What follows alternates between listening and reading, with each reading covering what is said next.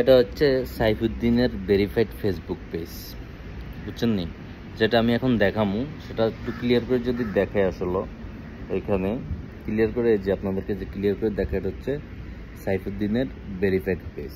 এই পেজে সে আসলে কি দিছে?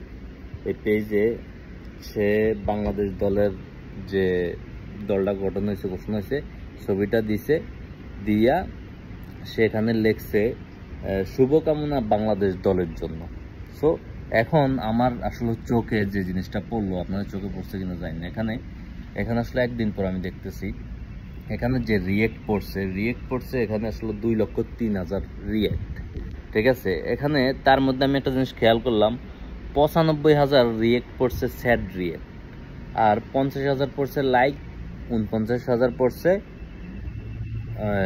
Love react. তো আমি একটা জিনিস আসলে দেখলাম, যেখানে স্যাড রিয়েক্টটা 95,000 পড়ছে, অর্থাৎ তারে আসলে 95,000 মানুষ স্যাড রিয়েক্ট দিছে। এখন এখানে আর আমার কিছু বলার নাই, এবার আপনারা বুঝে নেন আসলে এখানে কি ঘটনা ঘটছে। ঠিক আছে, মানুষজন আসলে তাকে চায়, তাকে ভালোবাসে, ঠিক আছে, তাকে কিন্তু চায়। আর কিছু বলবো না। যাই হোক, বাংলাদেশ টিমের জন্য শুভকামনা।